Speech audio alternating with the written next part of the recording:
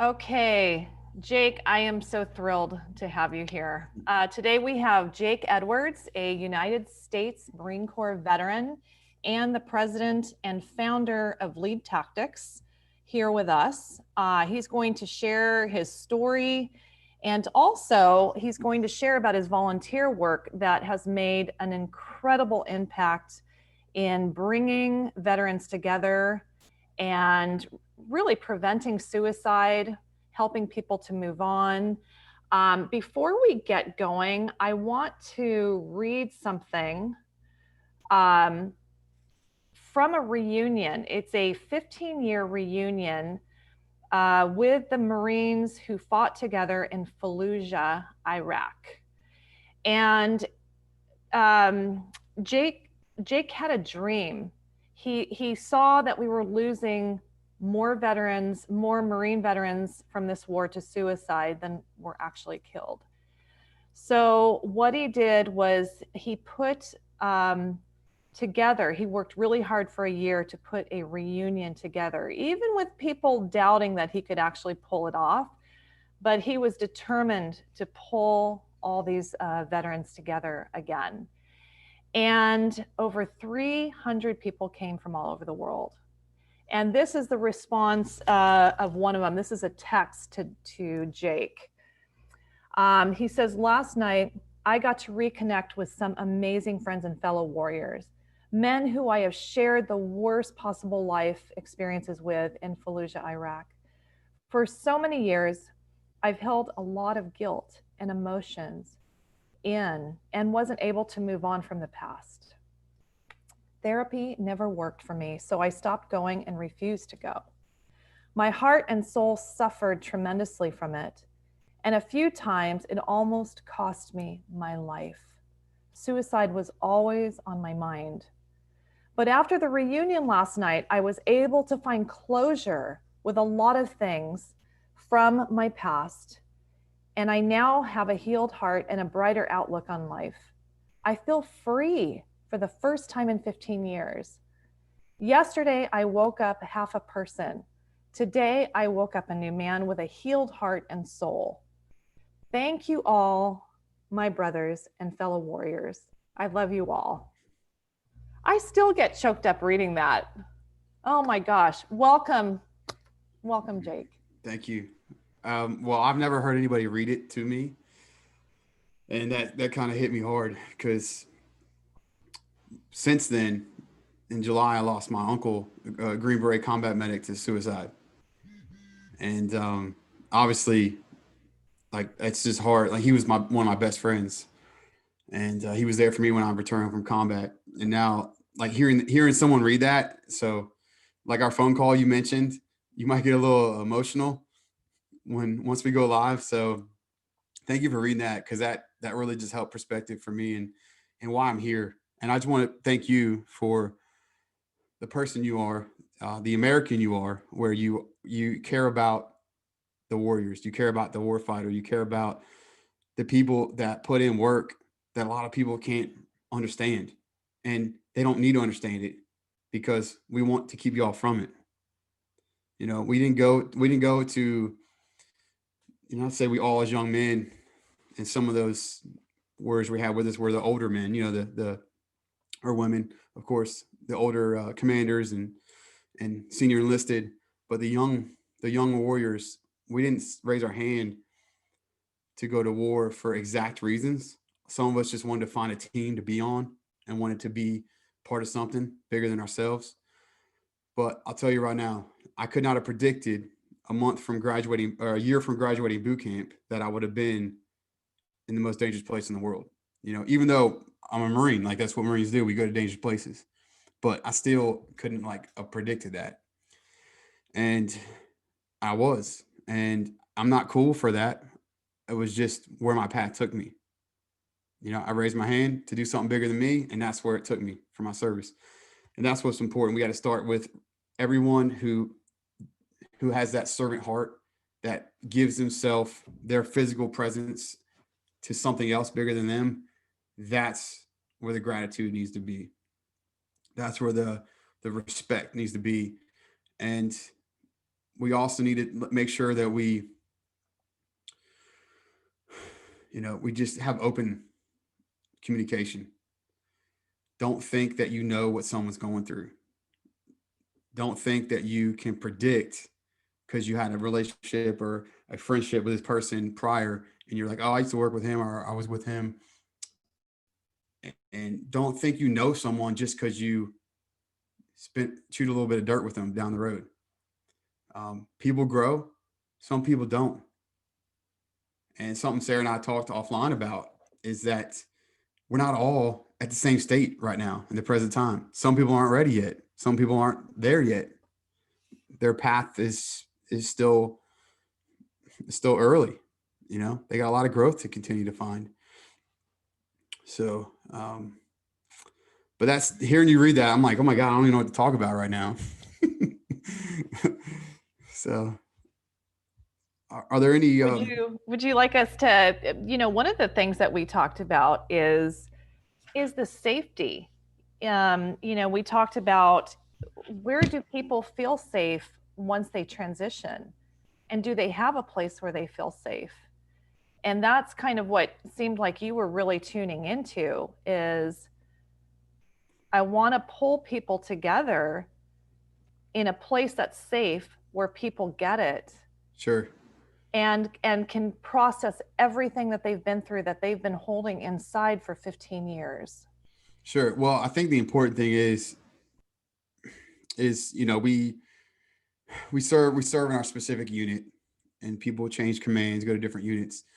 So let me just kind of backtrack before I go any further with kind of like how I even got to the point where I planned this reunion, because I planned a battle reunion for all the direct frontline troops that were in the street level of Fallujah. That was the plan for it, because there's thousands of people that supported the operation too, and there's thousands of Marines and some soldiers as well. Of course, corpsmen. The Marine Corps, we use our medics come from the corpsmen, in Navy as corpsmen. Had Air Force, air support supporting. But I really made the reunion about the direct units that supported the battle on the street level, because those are the impacts, those are the networks I already had. However, I served in my specific battalion, and most units just do their own individual unit reunions. Does that make sense? So let's say like Sarah, when you graduated college, you do a class reunion of, just your school. But imagine if you did all the ones in the conference. Let's say you were a sports player, you did a reunion for all the conference teams and schools as well. Like that's kind of the idea of what I did. I said, well, let's go further. Let's go further outside of our unit and battalion and go to the whole battle. So it was challenging because no one's ever done that. And I'm not saying that I was the first person to do it directly, but no one's ever done that, I guess, for post 9/11 war stuff that I know of.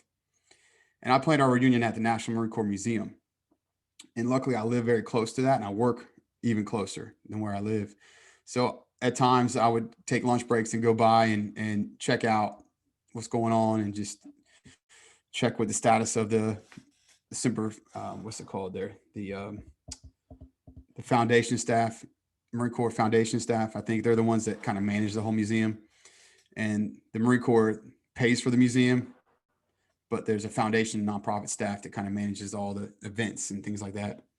So I'd go down there and check on stuff. But I mean, I planned this thing for over 18 months. And it originally was planned to be, there's a whole new exhibit coming out called, I think it's called The Past and Present. So they're going to go from post Vietnam all the way up to 9/11. And it's going to have, they have something, a specific little part of it called Fallujah rendering. And if you know your history on the Iraq War, Battle of Fallujah, there was 2 of them. Some will say there was even 3. But to get to the first election, free elections ever for Iraq in 2005, we had to destroy the fortified insurgent held Fallujah.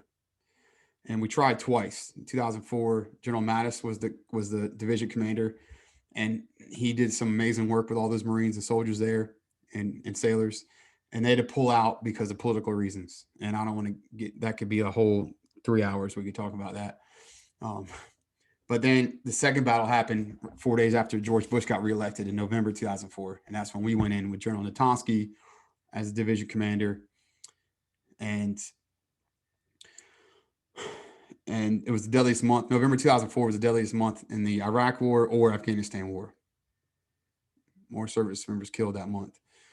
And now we've lost more guys to suicide in these units than we lost in the battle for the ones that were there. And that's what's hard for me, is knowing that I can't say, let's say we went through some high stress. Let's say we were in a car accident together, you know, and we had a friend that got killed and you and I survived. We both were there, but 15 years later, we take away different perspectives of that emotional interaction, that emotional situation. And that's what's important, is I don't care. I don't care about what anyone's dealing with, but I do know that if we come together, it would be special. So I planned a golf tournament. I did a fundraiser. I had so many people that I reached out to help me that were like, okay, cool, man. And then afterwards I told them like, hey man, why didn't you help me out when I asked you to help? He's like, someone were like, dude, I thought you were freaking crazy. like how the hell are you gonna pull this off? And I'm the kind of dude that, like, you tell me I can't do something, roger that, stand by. You know, don't tell me I can't do something, because I'm gonna keep moving harder and faster. And the reason why it's important is because that's a lesson to show our next generation, but also show those that we have influence over and support. Like, hey, when it gets hard, you got to dig in deeper. You got to get those claws deeper in the mud, and you got to keep crawling forward. And it's easy to say that now, but in the stress of this, I was definitely stressed out. I had a 1-year-old at the time. My wife and I just got our first house ever. We got friggin' crap ton of dogs, like Van. Got one more than you though, Van. And what's funny? I'll consider that a challenge. Yeah. There's plenty of other dogs you can get. But the other thing to add though is I got involved with this charity called Azalea Charities. And it's kind of sad as I say this. The founder, his name is Frank. Oh gosh. What's his last name? Frank Lash is his last name. He just retired, and he actually now the charity's closing down officially this month. They just had their last board meeting, and I'm on the board, and I'm kind of sad about it. And I haven't really talked about it until, right now, but, he was our financier. All the money, he sent all the letters out to all the ones that donated money for us for the reunion. For the golf tournament side, he stroked all the checks. But the cool thing I learned in this golf tournament was I literally just hustled. Like, I'd get off work and I'd go buy Cabela's, or I'd go buy Dick's Sporting Goods, or I'd go buy whatever business, and say, hey guys, here's a flyer. We got this tournament coming up. We're looking for sponsors. We're also looking for like gear donated for prizes. And so I literally would hit up restaurants, retail stores for gift cards. Cabela's donated those friggin' massive Yeti coolers for like our putt off and for like different contests. I mean, it was literally crazy.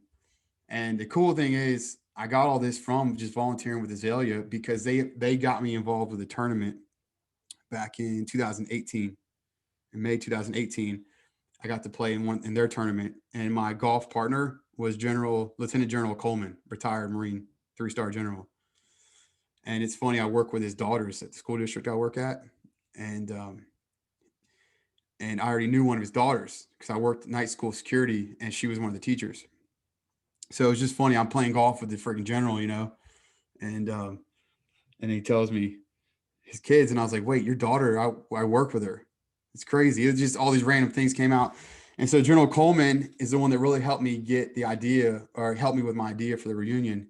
He basically told me what I needed to do. He's like, look, the exhibit's not going to be ready at the Marine Corps Museum for your reunion.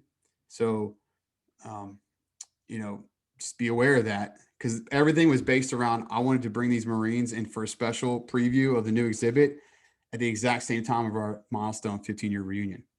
Like, that was a true goal, and I thought it was going to happen. The website for the Marine Corps Museum was like, yeah, the exhibit's going to be open this time of year, 2019. So I thought it was going to be perfect. And I was announcing it that openly on our flyers.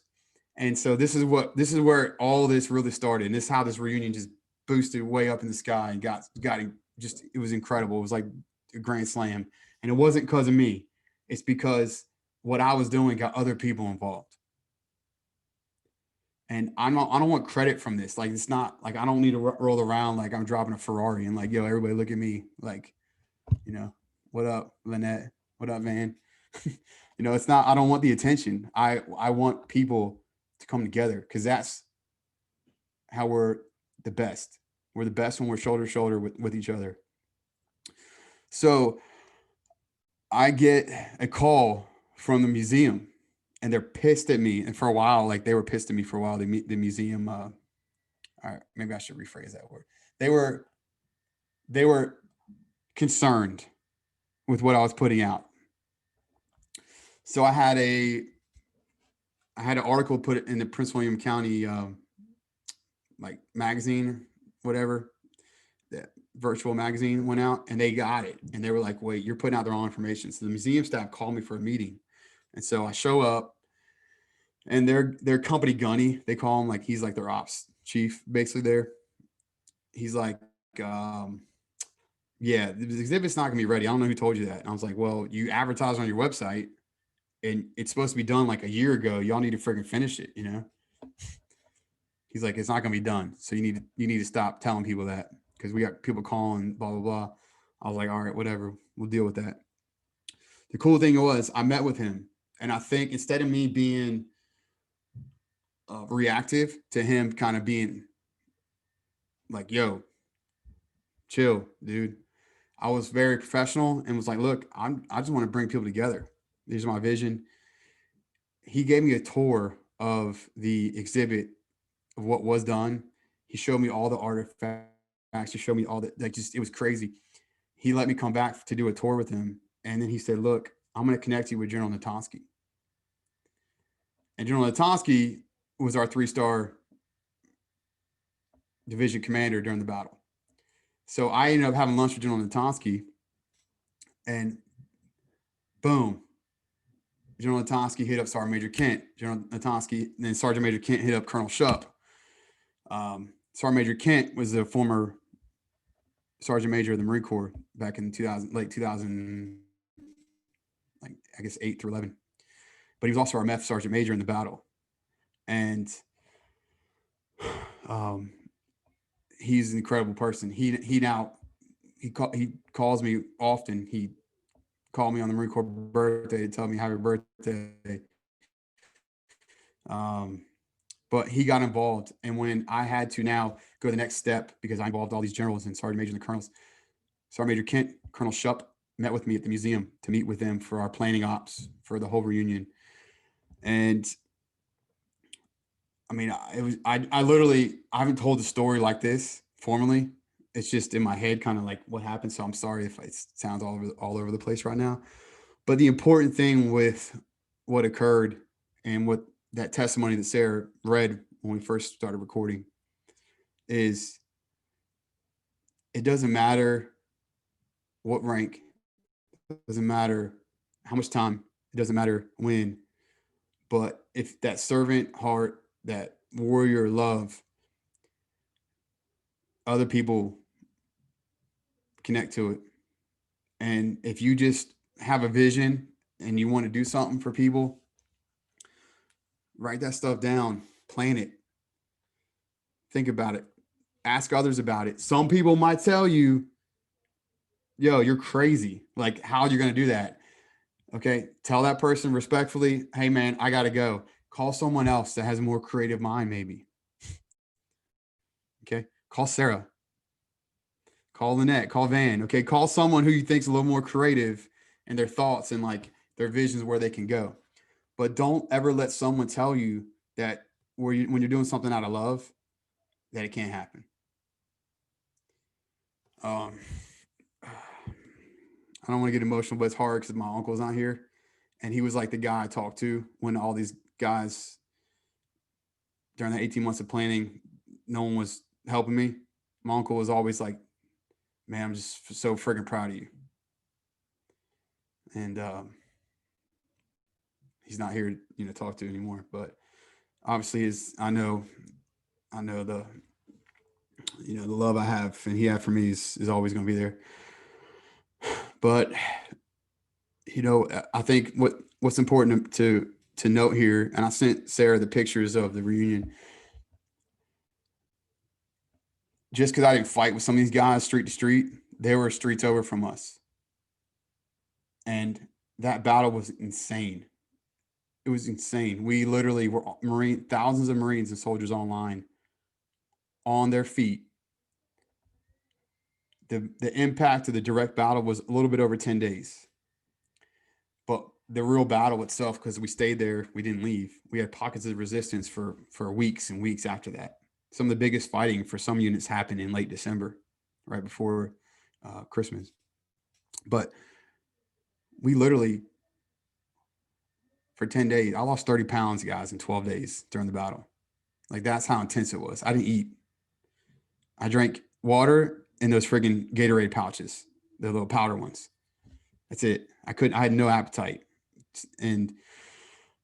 But just knowing that, like, there's so many other people that experienced what I did, and I don't know them. They were not in another unit, but I know that this will mean something to them. Like, you guys can't, I mean, you won't even believe the messages and the text and the people I'm not connected with that I didn't know. And now I know them because of what we did together, that reunion.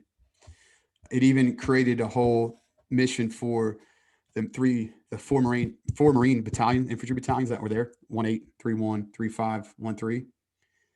There's now a guy that started a nonprofit, and he's picking 2 individuals from each battalion because he wants to keep the vision going forward with never stopping what we're doing now. And that's not credit for me. It's us. It's like, if I didn't do it, someone else would have, but just when. But at our reunion, we had General Casey, the 4-star general, speak to us when we went into the theater. We had General Metz, who was the Corps commander, the 3-star. He's the one that him and General Casey would talk to George Bush and his staff basically every day. We even heard General Metz tell us a story about him talking to Bush on the teleconference and saying, "Hey, sir, your election's coming up. What do you want us to do about this?" And he said, this is pretty funny. General Metz said, "President leaned back in the Oval Office chair, put his big old cowboy boots up on the table, on the desk. And he said," he looked right in the camera and said, "You worry about Fallujah. I'll worry about my election." And just hearing that from the general that spoke to our president as us as young Marines who were the war fighters on the streets, like, when the hell have we ever heard that?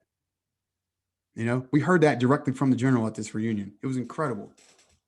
And I didn't know I didn't even know he was going to be there. He showed up to sign in. And there's a whole other thing about how the registration list, it was a disaster because we set up an Eventbrite, and the thing was, we had maximum seat capacity, and the foundation staff at the museum were freaked out. Like, we heard this is going to be like 1,000 people show up, or up to past 500. They're like, your max capacity is 360. And I was like, I have registration set up. They're like, well, we heard that it's not working. So it was a disaster. So we literally had to have people with a list as you came in. You had to be registered. We had a waiting list. It was a lot going on. But at that point, I started having others help me. And one of my good friends, Mike Detmer, a Marine brother of mine, he was our MC at the event, and he really started getting involved and helped me with the Eventbrite and the planning. But back to General Metz, he showed up to come in. He wasn't registered. And I remember he shows up, and he's an older man now, salty, old general. He shows up and we're looking at the list, and I'm like, sir, I don't see your name on here.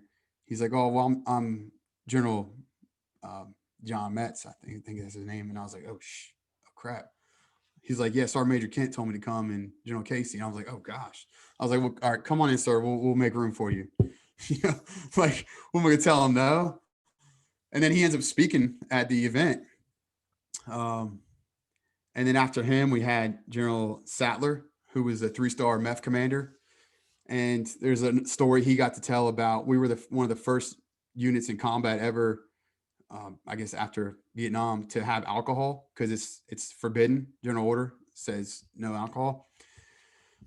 And Sergeant Major Kent and General Sattler sold it to General Metz on a teleconference. And we heard this entire story. Like, they told us this 20-minute story about how we got our beers and alcohol for the Marine Corps birthday that year after the battle. It was crazy. Like, again, when will we ever hear these stories, from these generals and these commanders? And it's just so special.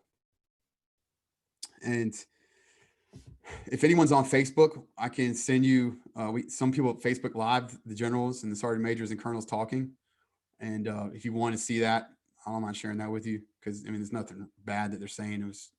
But we have some of that recorded, which is pretty cool. And then we had a lot of other speakers. The important one was General Natonski. He shared the entire battle brief, the entire PowerPoint presentation of how to the battle commanders, how we were going to do this battle. He shared that entire thing with all of us, because now it's open source information. And it was incredible to hear it from the general who planned our battle. He told these young Marines and soldiers and sailors that were on the streets, that were, anywhere from 18 to 22 years old at the time, these young Marines, most of them, and sailors and soldiers. And we heard the plan.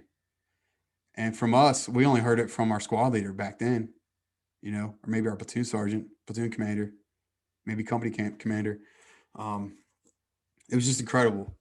And I had no idea that stuff was going to happen. But I guess the fruit of what I was putting in before just showed then. And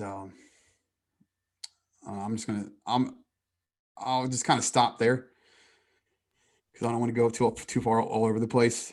I'll ask if there's any questions, and then I'll share one thing that happened this year before we end.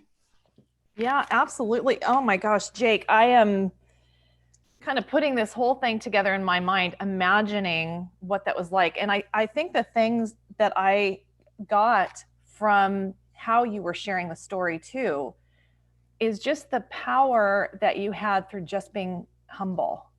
You were humble, you shared your dream, you kept moving on if somebody kind of made you feel crazy or, tried to insinuate, no, that's not going to work.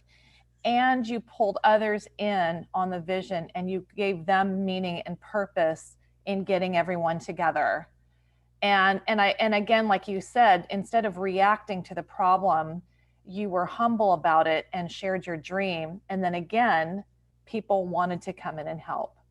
And so I'll just start off the question here. Like I can hear like the emotion and the feeling of everything that kind of went into this and how meaningful it was to you and to the people that were there. And I'm thinking about, like, a civilian, how there's a lot that we don't understand. So I was really curious, like, how did it feel to have these high up positioned leaders being at this reunion and sharing you the inside look at kind of what happened as they were having to plan these wars? And tell me what it meant to all of you being together. Like, how did it feel? Why did it mean so much to you? What was the ripple effect of even this time of coming together? And I know that's a lot of questions, but no, it's all right. Well, so because I'm all over the place sometimes with my thoughts and responses. If I don't answer them all, just say, okay, good, check, and then ask that one again if it didn't get answered. You bet. But what I would say is there's no way to express it as you can't compare it to anything you've ever experienced before, because I could never have imagined. Like, I just wanted to be like, look, let's get people together. All the $60,000 that I raised helped pay for guys. Some guys couldn't pay for flights, so we paid for people's flights that we could, hotels. No one had to pay $1 to come to the reunion to get in at all, unless you wanted specialty beverages. Because I ain't getting Marines that drunk. Like, I had free beer, but like kind of low grade beer. But if they wanted the high dollar stuff, they had to pay for it. Anyway, free food was there, all that. But I had no idea that the generals coming in and the sergeant majors and the colonels, like, that was insane. And the way it worked out, like, it was just crazy. But Sergeant Major Kent put all that together. And I mean, I could never imagine that experience. Like, Did it it's crazy. validate like your experience? Like, I'm thinking about all these Marines coming together after 15 years with all this stuff suppressed. And yeah. Well, if you was look it at the something- pictures, go ahead. Sorry. Oh, I was just wondering. Yeah, the pictures say so much too. Just kind of the joy and the, seeing everybody again, and I'm just wondering, like, did it just kind of unleash a lot of these feelings? Did it kind of validate the whole battle? Did it kind of put a lot of the pieces together and connect the dots? I'm just trying to imagine, like, what It this did. felt like. Yeah, it definitely did. And the reason why I say that is because, I mean, we all had our little part, but it was a big part. Does that make sense? And it's weird. So I was a breacher. I was a machine gunner, and I was attached to the infantry line company. So I was fighting with guys I didn't even know during the battle. And I get moved. I was also the assistant gunner for one of our rockets, which is called a small rocket. So I'd like helped spot the rounds for the gunner. And so we get shot out with different teams every couple of days during the battle. And then we bounce back with these guys. And it was very interesting. So a lot of us, I don't think we ever really thought about the big picture of the battle. And then hearing it the way it gets planned. And a lot of guys, most Marines get out after one enlistment, because the Marine Corps freaking kicks your ass, I worked for the Air Force as a civilian combat skills instructor. The Air Force hooks you up. So just be advised, if you want to go into service that takes care of you more, the Air Force, they'll put you in some nice, they call it dorms, not the barracks. I'm teasing. You want to be a Marine, be a Marine. You'll know it in the heart. But you're not joking. You meant that. Air yeah, Force I did. to the branch. Yeah, I did. All this came out too. You just got out of boot camp, right? I mean, did you? Yeah, I'd been out of boot camp for 1 year before I got on that deployment. I just picked up E3 Lance Corporal the month I deployed. And again, I grew up, I'm the kind of kid, I grew up with, I have 4 sisters and a brother. I grew up in Central Virginia. My parents divorced when I was 10. From 5th grade to 12th grade, I switched schools 6 times. Like, I had no foundation as a kid after my parents divorced. And the Marine Corps was my first team that I really found after my crazy childhood. And, I'm just so, thank God for service industry itself, military. Thank God we have a country to want to fight for too. And I just, the brotherhood and sisterhood is something that you can't put on a scale to measure it, especially the emotions of combat. You can't, how many of us would have thought we would have been in the Battle of Fallujah that were there? We didn't choose to go there. It just happened. So, but back to your question, hearing the generals and the colonels and sergeant major tell us their side and their stories. I mean, it was like these guys, I've never seen so many veterans in one therapy session, if that makes sense. It was the biggest therapy session on this earth for warriors. And I think a lot of them would say that. Did I answer all your questions? Yeah, I was going to try to give other people a space because I could talk. You and I can talk for a long time. Well, So I think want to make a comment to that because because I think I'm not sure which call we were on, Sarah. It was one of your calls where I forgot who was the speaker, but he was saying that it was from Leashes of Valor. What's the gentleman's name? Jason Haig. Jason. Yeah. So Jason was saying how he was in this deep depression, and he finally got up the courage to go seek help. And even when he sought help, the therapist literally said to him, "I can't help you," right? Because what you go through is so it's so extraordinary, and it's almost like that band of brotherhood and sisterhood that you have. Like almost those sometimes are only the first people can understand you, right? So what you created for 300 people, like you said, was the therapy that they needed. So I think that's amazing and incredible. And I love the fact that it wasn't even what you were aiming for. It was just the sense of like bringing people back together. But the result of it, just that whole idea of like one act of kindness, like you will see people are still today seeing the result of that. And I think for generations, they'll see the results of what you've done. Oh, thank you. Yeah. That's so awesome. Well, I mean, man, thank you so much. That's something I do agree with, where the therapy starts with those you went through it with. Now, of course, there's different types of therapy. There's different types of trauma, different types of post-traumatic. But to me, exposure is what it is. I mean, if I told you guys how we lived, like literally we'd fight till it got dark. We'd take over a house and we'd go firm, set up security, and we'd, basically wait till it got light and go fight again, street to street. That's what we did for over 12 days straight. Like legit, just keep going to the next street, next house. And the psychological part of every day, the first day we went in, Lima Company, I think, lost the first full day, lost 3 dudes, and then lost another guy, attachment, got hit with a mortar round, but 3 guys were killed with, enemy fire in the house doing clearing in the first day, like that. And then every day someone's getting hurt or killed. My squad leader got hit with an RPG on day 3. And there's, after that, for me, that was me directly where it started. Just every day was like in your head, who's going to be next? Like that's literally what my mindset started thinking was, who's going to be next?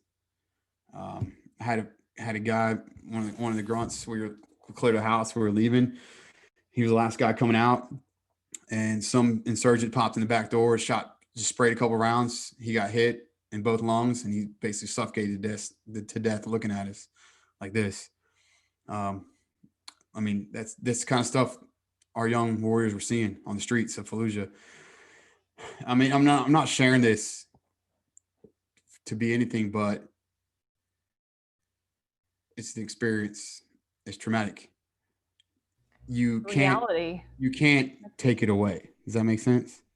Some organizations, and I'm fine with this, they like to say, look, we're going to store that stuff in a little box and lock it away. And I'm just not that kind of person. It might be because I have 4 sisters, and friggin', it's like my family, we just friggin' talk and run our mouths, a lot of talking, a lot of expressing.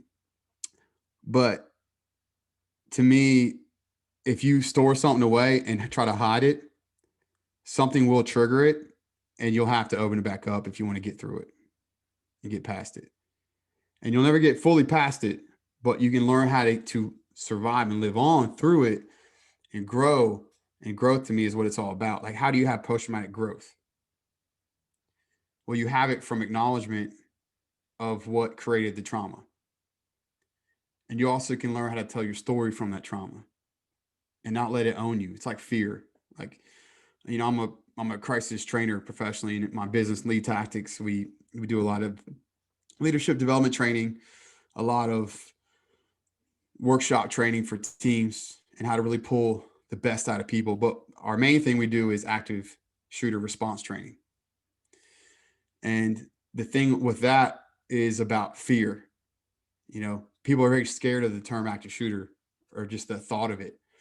Well, what's important is if you fear something, you need to be able to acknowledge what that fear is and let it be. Okay, I fear this, but how can I let that fear that I have be something that I can learn to respect and not let that fear control me? Same thing with trauma. You gotta you gotta let yourself respect what creates that fear of that trauma or that concern. And once you can do that, you can start moving through it. And that's why, to me, being open about it and expressing about it. And I'm not going to tell y'all that everybody out there is someone that can relate to you. But the reason why we're here all here today is because we all know that Sarah is doing amazing things with just incredible people. And this is our own therapy sessions too, with like-minded souls.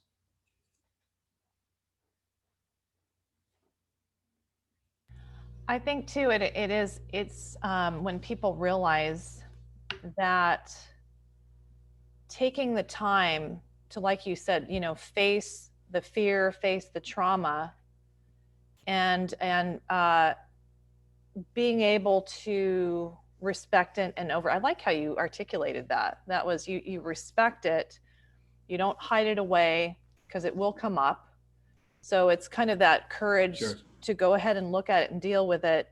Again, I think of the ripple effect also, that when somebody is able to have that courage and do that, you are an absolute light that empowers and encourages other people to do that, so they can find that freedom too. Sure. Yeah, it's a great word, freedom. It's like that freeing Freedom. feeling. And I think one of the best analogies to use is because, like I said, I do a lot of active shooter response training. One of the best analogies to use, even for just fear in general, is think about someone who's been bit by a shark, and then they're a surfer, and then they end up getting through their therapy and their loss maybe of limb, and they're back out surfing again one day. Like, I think that's a good analogy to use for how you deal with the fear, right? Because I'll use that a lot with kids. Say, hey guys, who any of y'all ever been in the ocean? Raise your hand when I'm teaching at the schools and stuff for crisis. Anybody ever been in the ocean? They're like, yeah. Okay. What lives in the ocean that we all have respect for? Sharks. You know, they all yell sharks. I'm like, awesome, right? We respect sharks, right? Why do we respect sharks? Because they can hurt us. And some kids are like, because they bite you, you know, they kill you. And I'm like, they have power over us. That's why we respect them. And we're in their domain. So I think learning to use analogies that work for like where the fear comes from. We fear it because it can hurt us. It can control us. It can do damage. Well, that doesn't mean that I don't still do things and don't try to move through it. I try to let the fear be something I'm conscious of. And if I can know why I fear something, then you can learn the respect part. I like how you said the power, that, you know, because it has power over us, and in that situation of suppressing things, that is what we think, is that it has power over us until we open up, right? Is it kind of that kind of overcoming, that it Right. empowers us to not be Right. overpowered by Right. whatever we're hiding. And then you add the next part, which is when you can learn to respect it, now you learn on what you have control over and then what you don't have control over. Because that's what's important. If I can't control something, awesome. Well, what do I have control over in that same situation? And if it's very little stuff, okay, great. Well, like for go back to active shooter real quick. If someone has a gun, I don't. What can I control? I can control two main things. Big picture. I can get as far away as I can to create safe distance, right, to get away. Or if I can't do that, if I'm stuck in a box with somebody that has a gun and I don't, I can try to close the distance. But I don't get caught up on what I can't control, which is they have a gun, I don't. You know, because if you do that, you might not have a story to tell later. So I don't mean to go into that realm of training and stuff. I'm just kind of trying to use analogies for for the It's a mindset. powerful one. Yeah, it's a powerful one. And it's, yeah, it's good.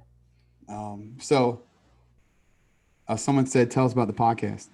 Oh, hey, Lynette. Sorry. So the podcast, great question. The podcast is something I came up with the guy that was the MC at the reunion last year for us, Mike Detmer. I was talking to him and was like, hey man, I really want to start this podcast. And it was designed to really, I think the therapy that a lot of us need and the medicine that we need, if we can learn how to find it and dig deep and reflect, I think a lot of it is within. It's already there. We just got to figure out how to find it. So I came up with another acronym, like my company, Lead Tactics. I came up with this one called The Weekly Pill. So that the podcast is called The Weekly Pill. You can find us now on our YouTube channel at just Lead Tactics. I just got set up with Buzzsprout, so it'll be on all audio platform podcasts soon. That's the goal. But PIL stands for Purpose, Impact, Leadership, Legacy. Again, purpose, finding that purpose, the impact you want to make in your environment. And then the leadership part of it is really, how do I want to influence others? And then the legacy part, I think it's important to share to others, hey, how do you want to be remembered for the things that you have been involved with? And if you don't want to be remembered for much, at least it's something where it's overt and you're expressing it. I just lost my uncle, like I said, in July, suicide, and he didn't leave anything for us to know. We do know he was suffering a lot physically from his Agent Orange and his heart disease. He had horrible heart disease from Agent Orange from Vietnam. But my cousin, who was his daughter, we're very close. She's like a sister to me. We still don't know. We don't know how to tell his story, like the legacy part. We don't know how he wants to be remembered in a way. So the legacy part is just really, some people that I brought on don't want to have a legacy. They're like, I want to be known for what I'm doing today, not what I did yesterday. And that's fine. That's great. I love that too. But some of us don't know it until we actually think about it. So that's what the PIL stands for. I've had 3 episodes so far, and my first season is going to be strictly combat veterans that did great stuff, amazing stuff in uniform, and that are now doing incredible stuff outside of uniform, because I really think helping push the influence of, a lot of us just need to find that path and purpose again. And whether you think you have it or not, just keep growing, because mortality is real. Well, listen, we're at the end of the hour. Does anybody have any last questions for Jake? Jake, this has been so powerful. You have done, I don't even have the words to describe it, because it's just been so powerful how you have impacted healing and the legacy of all these men and women who came to this reunion. Again, we've talked about the ripple effect, the families, the relationships, while they were able to have a chance at some freedom, to be able to connect, to kind of fill in the gaps, and then how that would impact all their relationships, and to give others ideas of, we got to keep this going. And so the impact of that dream and your humility and your determination and your passion is amazing. It's just amazing. Thank you so much. Thank you. I see someone, Tiffany, I think, is adding some questions or something like that, or some comments. So I sent that to you. Oh, you did? Yeah. Just saying that I just recently started recording episodes for a podcast for the same purpose, for veterans to have that opportunity and a platform to share their stories of their struggles outside of just their experience deployed or in uniform. But it's a platform that provides that healing of being able to share their stories for others to hear. And it can also provide an opportunity of encouragement for the people who are listening to it. Yeah, it's You know, awesome. just like I said, along with what you were saying. So Yeah, I think it's great. that's great. I see your picture. So do you do a lot of therapy with horses for veterans? Um, as a veteran, I did. Okay. Awesome. I went through it. I went through equine therapy in Kentucky for PTSD and TBI. Wow, that's awesome. Yeah, that's definitely special. I know that Boulder Crest Retreat or Boulder Crest Foundation, that's the last guy I interviewed on my podcast, Dusty Baxley. They have they do some of that at their locations. They have, you guys ever heard of the um, I think it's called the Warrior Path program? Do you guys know who Ken Falk is? The author Yeah. of Struggle Well. So that's his place. He founded that. He now stepped away, and Dusty now is the executive director. But they have two locations, one in Bluemont, Virginia, and one in Arizona. And it's two farms where they have anywhere from 6 to 8 veterans, and they do program just for combat veterans. Um, and what they do is they come back together in a small team element, and they go through a whole week long therapy together. And they're on a schedule. They do horse therapy. They do PT. They do. It's just one of my actually team leader from the Battle of Fallujah went through their program, and that's the last guy I interviewed on my podcast. So made me think of that, Tiffany, when I saw your horses. Yeah, that was the horse that I really bonded with.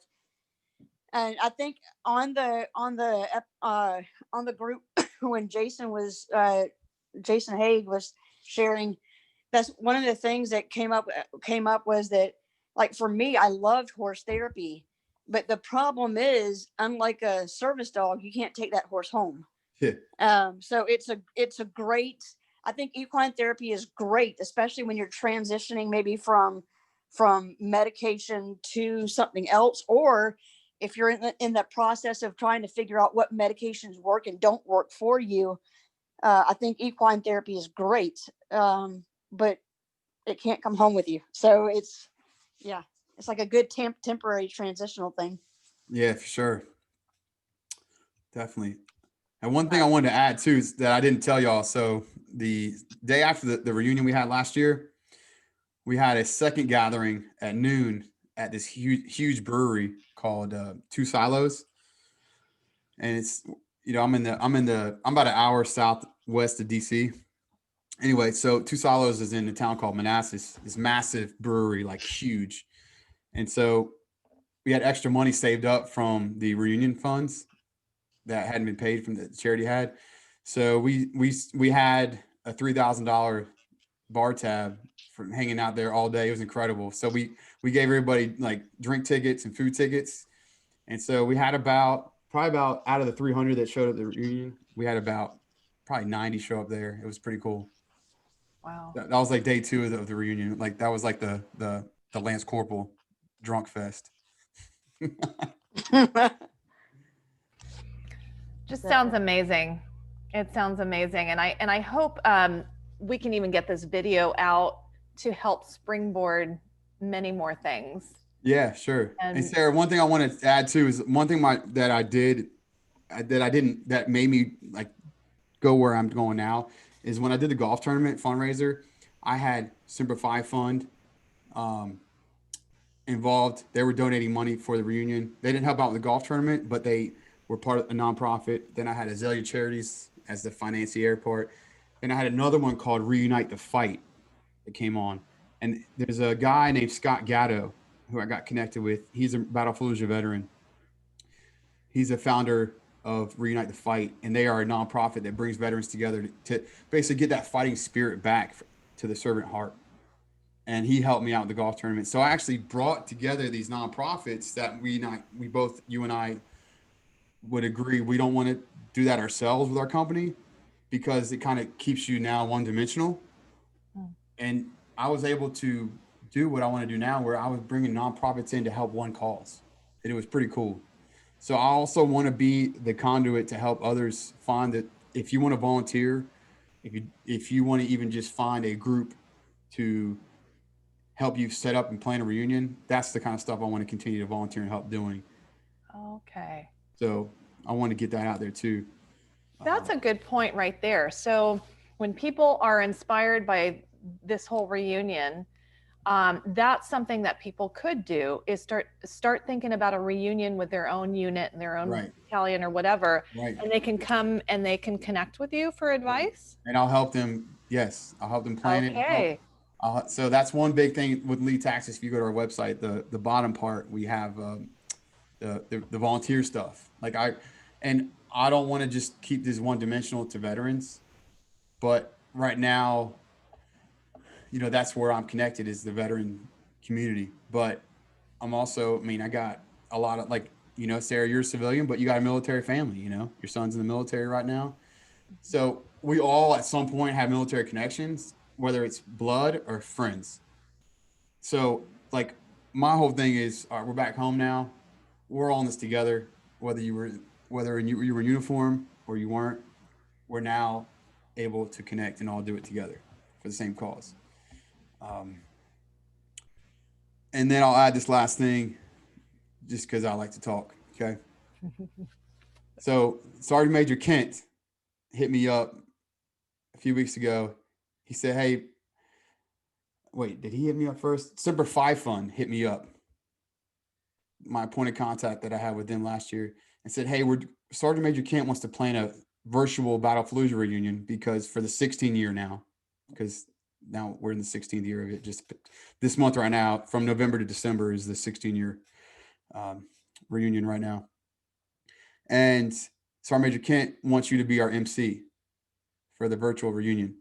So we just had it last Tuesday, and it was awesome. It was cool. I definitely didn't want to, I don't want the attention from this stuff, I was very appreciative of it, and I did it. But it's really cool. We had General Dunford, the former commandant of the Marine Corps. He's now the chairman of Semper Fi Fund. He was our first speaker.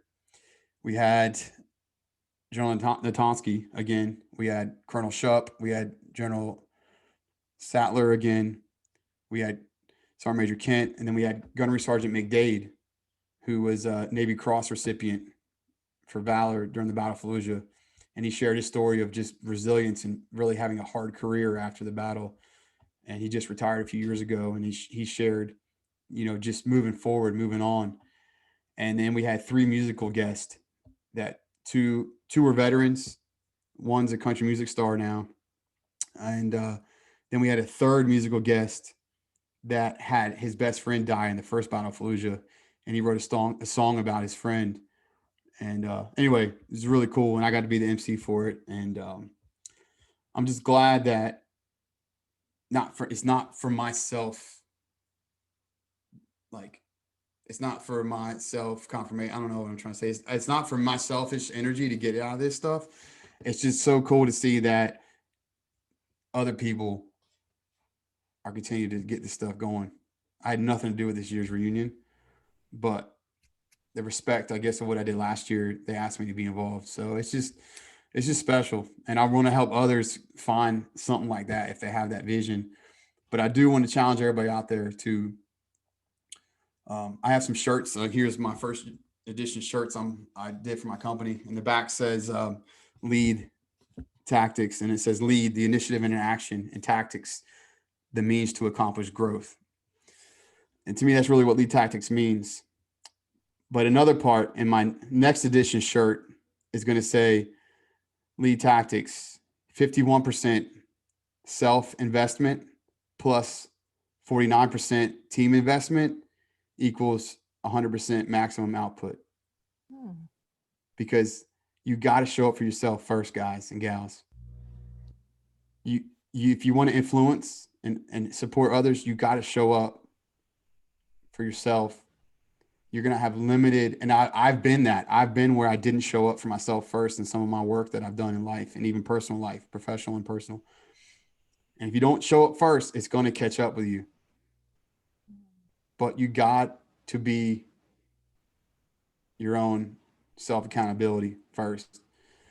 But you got to bounce it out as close as you can. It's like a business venture. It's like a partnership. It's as close as it can to being equal, 50-50. But you got to be you got to be the majority. But you got to support that team. you won't get stuff done if you don't have the team mentality, but you got to show up for you first. Put in the work. If your body's jacked up and you can't exercise, you can't work out, just find something. You guys got to bring on Tommy Parker. When you bring on Jason Van Camp next month, Tommy Parker he got hit with an IED in Iraq. And he's one of Jason's keynote speakers for Mission 60. This dude is incredible. Look him up. He does burpees. He's missing, I think, both legs and part of his hand on one arm. And he's out there. He's been through the trenches in his personal life, but he's not quitting. Thank God that I came home with all my limbs. But you know what? Those that didn't, I honor the fight you guys have every day for the physical ailments you have. And I actually I do a lot of, you guys ever heard of WOD, workout of the day? Like someone posting the WODs. So it's like a big thing to honor the fallen. We post a WOD, workout of the day, to honor like guys that have died in battle. And I put one up recently of my buddy, Brad Arms, my hometown buddy who died in the Battle of Fallujah. He died getting shot from a window trying to help rescue 2 Marines that had just got killed themselves. And I posted his WOD, working out of the day, up on our reunion page on social media. And this guy responded to it and was like, hey, I was there with him and I was the last one to see him. Now, other guys knew how he died, but I had not heard from anybody that was in the courtyard with him when he died. And so this dude that hit me up, he's like, dude, for 16 years, it's been killing me that, like, what happened? Like, I wanted to talk to his parents about it. I wanted to do this. So I just got him connected with his mom and dad last week. And he also said to me, we started talking on private message. He's like, I want to try to get him a Valor Award for what he did. He deserved it and his parents deserve it. And so now we're working with Sergeant Major Kent to see if we can get Brad Arms something to acknowledge his sacrifice for his valor on the streets. Because this squad leader that he was attached to, that Brad was attached to, he hasn't talked about it. But it's like me just posting a WOD made him respond to it. But another thing to add for WODs, I want to start posting on my social media pages, and I challenge Jason Van Camp when he comes on. You guys can bring this up to him.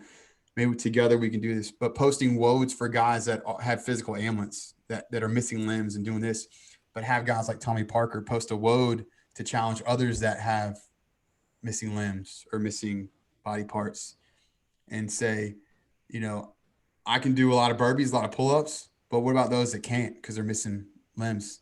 Maybe we can find some workouts so we can challenge those guys out there to get inspiration from those like Tommy that are out there killing it, doing great things. So. Great stuff. Sarah, before we go, Yeah. Jake, I just want on a personal note, you talked a lot about your uncle, and so I'm sorry for that loss. And it really, I'm going to cry saying this, but it means a lot to me to hear that story because I am a Vietnamese refugee. I came here when I was 2, and my connection to the Marines is our first home where it was at Camp Pendleton Marine Base. Like when we fled the country the day Saigon fell, and there's a story behind this, but basically the Marines at Camp Pendleton built homes for us, tents for us within 36 hours. And I read in an article that I was so young, I was 2 years old, but I read an article, this woman who was a teenager at the time came to Camp Pendleton, and the first Marine she met there said, welcome to our base. I hope you feel safe here. So when you think about Marines as warriors, yes, but I feel like you guys are humanitarians too, right? What you said earlier, I wrote it down because it meant so much to me. Like, we don't need you to understand, because this is what we want you to protect you from this.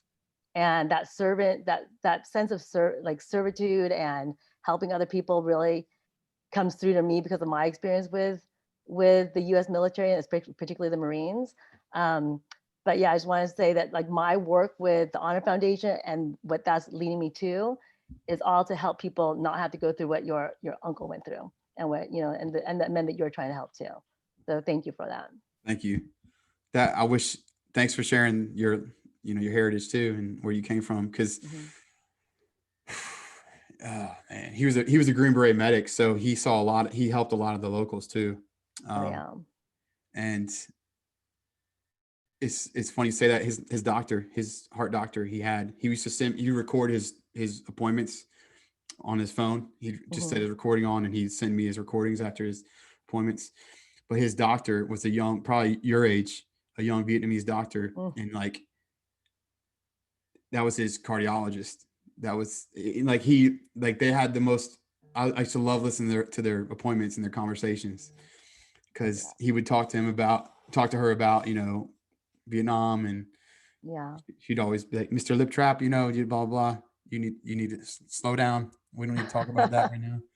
I mean, that's the one. But Every Vietnamese veteran I've always met, like, it's just amazing to me that they came over there, you know, young men, and just like their love for the Vietnamese people, right? It was just like incredible how much they cared about us, people they didn't know across the world. So, yeah, I mean, it's an honor for me. I say this all the time when I work with honor fighters. It's an honor for me to be able to help in the smallest way I'm helping. Um, and just know that there's like that Vietnamese doctor, like there's the work you guys do does not go unnoticed. thanks. I appreciate that. And thanks for all you're doing for your volunteer work and just sharing your story too. Because that's the whole reason why this country's so special is because, you know, the spirit it gives to this, it can give to specific individuals and what it represents and what it provides. You know, Mhm. could you imagine, you know, where you're at right now in life from a young girl? No, like this, like, yeah, that's like, I love talking about like idea of possibilities. That's why when I work with the veterans, the idea of like talking about possibilities for your future, because who could have known, right? Yeah, Like, where would I have been? I think about even past, like if I was still in Vietnam, where would I be? sure. Or the fact that I'm now here doing the work I do, you know, giving back to veterans is a possibility I could not have seen for myself. Right. And it's because You it know, happened in this country. Yeah. so I got a little more time if y'all want to hang on. I don't hear the kids going too crazy yet and the dogs aren't barking. So I want to go a little deeper because I like deep thought. So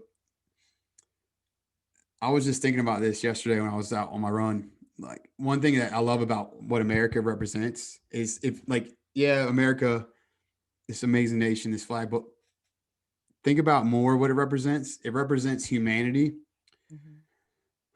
with possibility, with creativity. Like if you think of a third person perspective, like think about other nations out there. We try, this is our true goal. We try to limit our control over the individual. That's how I look at it. And that's as a human, like there's nothing more freeing than feeling like someone else over you, that's another human of power and a position of political or whatever, or government, has less control over you than more. Mhm. Because there's so many, think about it, you know, like that's what's so awesome about America. Um, like we have like your story. Don't stop friggin' telling your story ever. And it does, if someone doesn't care about where you came from, okay, roger that. Keep moving, you know, tell them to go kick rocks, you know, but don't stop telling your story because this is why America is important. This is why we serve. But some of us don't realize why we're doing it until we can reflect later. Because I didn't join the Marine Corps to do anything but be a Marine and get the frig out of my hometown and find something that made me better than what I was. But now I know I have a whole lot more meaning for it. So thank you.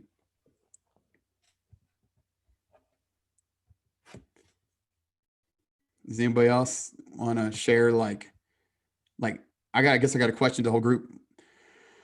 How do you find how do you and how do others that you know find the best way to get therapy from trauma or stress?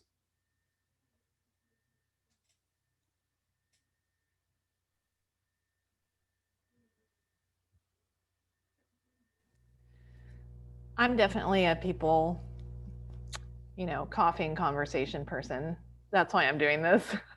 But that is actually what's helped me in rough patches, you know, to be able to do exactly what you're doing. And to even hear Van share her story touched me so much, Van.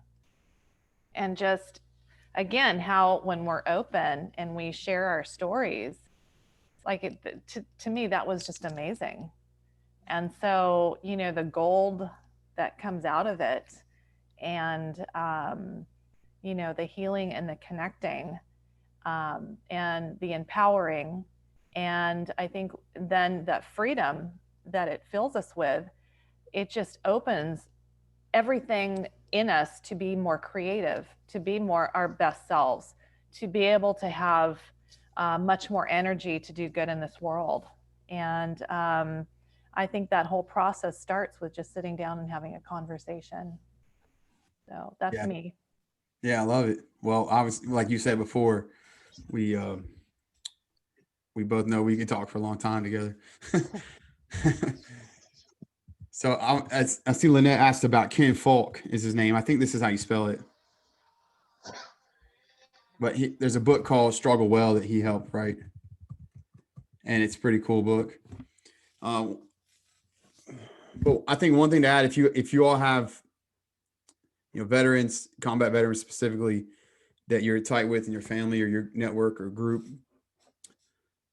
just challenge them to be vulnerable. I didn't say this yet. Vulnerability has been like my number one thing, and I've been an instructor since 2010 when I got a job with the government as a civilian teaching combat skills.